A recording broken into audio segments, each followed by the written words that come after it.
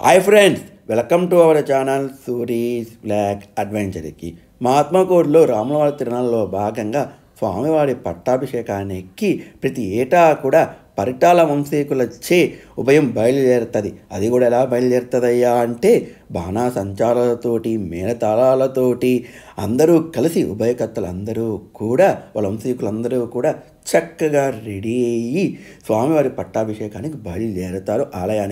ఆలయానికి పోయే మార్గ మధ్యలో 5 బావిల నుండి నీళ్లను స్వీకరించి ఆ పుణ్యజలాలను ఆలయానికి తీసుకొని అలా ఎందుకు తీసుకొని అంటే పూర్వ రోజుల్లో 5 పుణ్యనదుల నుండి నీళ్లను తీసుకొని వచ్చి స్వామివారికి అభిషేకించేవాళ్ళు. అది కూడా కిరీటానికి.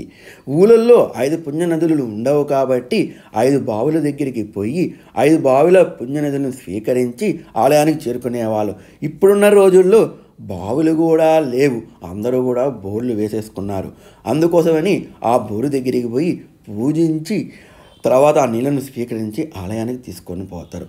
ఎందుకు తీసుకొని పోతారయ్యా అంటే స్వామివారి కిరీటాన్ని అభిషేకించి స్వామివారికి అలంకరించేదానికి. పెళ్లి చేసుకున్న తర్వాత స్వామివారు పట్టాభిషేకం చేయాలి అంటే ఆ పుణ్యనదులను నీళ్ళను స్వీకరించి ఆ నీళ్ళతో అభిషేకించి స్వామివారికి తర్వాత స్వామివారికి అలంకరిస్తారంట. దానికోసంగా ఈ తంతుని ఆరంభం వేస్తారు. ఇలాగ అందరూ కూడా ఇలాగ తీసుకొని వెళ్ళి ఆలయానికి చేరుతారు. ఆలయంలో ఏం చేస్తారు, ఎలా చేస్తారు అని మొత్తం కూడా తెలుసుకుంటాం. ఆలయంలోకి అడుగుపెట్టిన తర్వాత ముందుగా స్వామివారి దగ్గరికి వెళ్తారు. స్వామివారి దర్శించుకొని అందరూ కూడా పీఠంపై కూర్చుంటారు. శ్రీరామ శ్రీరామ శ్రీరామ. కొన్ని వేల సంవత్సరాల నుండి మా ఆత్మకూరులో వెలసి ఉన్న రాములవారి కోదండస్వామి ఆలయం. ఇలా కూర్చున్న తర్వాత ముందుగా స్వామివారికి వినాయకుడికి పూజిస్తారు. వినాయకుడిని పూజించిన తర్వాత నవగ్రహ ఆరాధన చేస్తారు. నవగ్రహ ఆరాధన పూర్తయిన పిదప స్వామివారి కిరీటానికి అభిషేకిస్తారు. పంచామృతంతో నీళ్ళతోటి మనం తెచ్చాం కదా 5 బావుల నుండి పుణ్యజలాలను, ఆ పుణ్యజలాలతోటి స్వామివారి కిరీటాన్ని పూజిస్తారు. ఇప్పుడైతే మటుకు నవగ్రహ ఆరాధన జరుగుతుంది. నవగ్రహ దేవతలు ఆహ్వానించి వాళ్ళని పూజించిన తర్వాతనే కిరీటాన్ని పూజించాలి, సేవించాలి. ఈ లోపల స్వామివారి యొక్క విశిష్టతను, ఆ కిరీటం ఎలాగుంటుందయ్యా అంటే ఈ బ్రహ్మచే నిర్మించిన నవగ్రహ రత్న కిరీటమైన తేజోవంతమైన ఆ కిరీటాన్ని స్వామివారికి అలంకరిస్తారు. బ్రహ్మ తయారు చేయించారంటయ్య ఆ కిరీటాన్ని అని స్వామివారు వివరిస్తూ ఉంటారన్నమాట. అది సభా మధ్యమున పెట్టి అది మను మహారాజు చక్రవర్తికి పెడతారు. అంటే వాళ్ళ కుటుంబీకుల్లో మొదటి వాడికి పెట్టి అలాగ ప్రతి ఏటా కూడా ఇలాగా ఆ వంశీకులచే పెడుతూ వచ్చారన్నమాట. చివరగా రాముల వారికి పట్టాభిషేకం చేసేదానికి ఇదంతా తంతనమాట.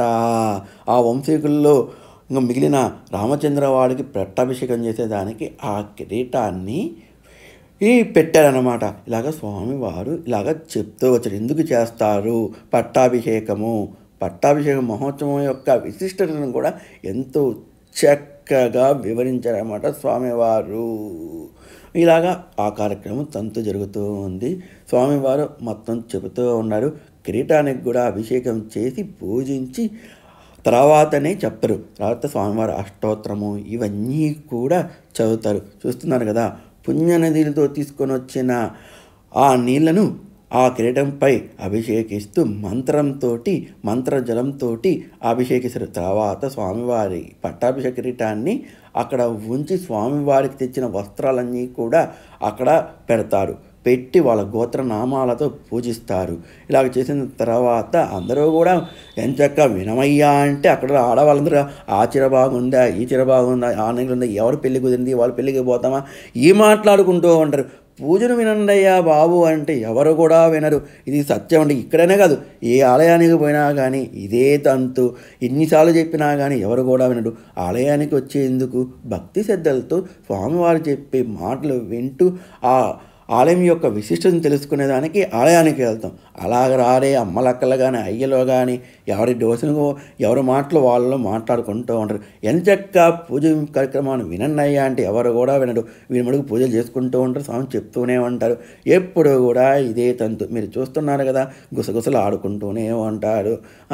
ఈ కొద్దిగా మానుకుంటే బాగుంటుంది, ఇలా చెప్పిన తప్పైతే మన్నించండి.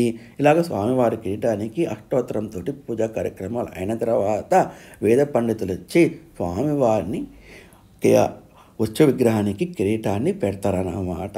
ఇలాగ తంతు జరుగుతూ ఉంటుంది. ప్రతి ఏటా కూడా ఇలాగే జరుగుతూ ఉంటుంది. మేళ తాళాలతోటి ఇలాగ స్వామివారి కిరీటానికి పెడతారన్నమాట. అక్కడ ఉండే పంతులు అయితే మటుకు ఇలా అయిపోయింది. ఇంకా ఎవరు తోచిన కార్యక్రమానికి వాళ్ళు చేస్తూ పోతూ ఉంటారు. ఇంకా వస్త్రాలు చదివిస్తున్న స్వామివారికి ఈ వస్త్రాలను చదివించి స్వామివారిపై వేస్తారన్నమాట. ఇంకా అందరూ కూడా అయిపోయిన తర్వాత తీర్థప్రసాదాలు తీసుకునేసి ఇళ్ళకి బయలుదేరుతారు. ఇదేంటి, ఏమైనా తప్పుగా చెప్పుంటే క్షమించండి, నా వల్ల ఎవరికైనా బాధపడినా క్షమించండి. ప్రతి ఒక్కరూ కూడా ఆలయం యొక్క విశిష్టతను తెలుసుకోవాలి. ఎందుకు ఇలాగ చేస్తారు, ఈ రాములవారి తిరునాళ్ళు చేయాల్సిన కార్యక్రమం ఎందుకు చేస్తారు, రాములవారి తిరునాళ్ళను ఈ చేయడం ద్వారా ఏం ఫలితం ఉంటుంది, అసలు ఏంది ప్రతి ఒక్కరు కూడా తెలుసుకోవాలి. ఈ పట్టాభిషేకం యొక్క విశిష్టతను కూడా తెలుసుకోవాలి. ప్రతి ఒక్క విషయాన్ని మనం తెలుసుకోవాలి. మన భావితరాలకు తెలియజేసే దానికోసమే ప్రతి ఒక్కటి కూడా ఆచరించాలి. ఈ పూర్వకాలంలో ప్రతి ఒక్కరూ కూడా ఆచార వ్యవహారాలు పాటించేవాళ్ళు. కానీ రానున్న రోజుల్లో కలి ప్రభావించే ఓపిక లేక ఈ ఆచార వ్యవహారాలన్నిటినీ కూడా చాలా వరకు పక్కన పెట్టేశారండి. ప్రతి ఒక్కరు కూడా ఆచార వ్యవహారాలు పాటిస్తూ పోవాలి. ఆలయానికి వచ్చేటప్పుడు పంచలు కట్టుకొని రావాలి. ఇలాంటి కొన్ని ఆచారాలు ఉన్నాయి. ఆచారాలని ప్రతి ఒక్కరూ కూడా పాటించాలి. ఆడవాళ్ళైతే ఎంచక్కా పట్టు చీరలు కట్టుకొని ఆడతనం ఉట్టి పడేలా ఆలయాలకి చేరుకుంటారు. మగవాళ్ళు కూడా అంతే, పంచా వస్త్రాలు కట్టుకుండాలి. మనం ఎన్ని ప్యాంట్లు ఏం వేసుకున్నా కానీ పంచలో ఉన్నంత తెలుగుదనం ఇంకో దాంట్లో ఉండదండి. పంచ కట్టే మనకు అచ్చమైన తెలుగుదనాన్ని సమకూరుస్తుంది. అందుకోసం ప్రతి ఒక్కరు కూడా ఆలయాలకు వెళ్ళేటప్పుడు పంచలు కట్టుకొని వెళ్తే చాలా బాగుంటుంది. ఇలాగా కార్యక్రమం అయిపోయింది. అందరూ కూడా ప్రతిపదలు తీసుకొని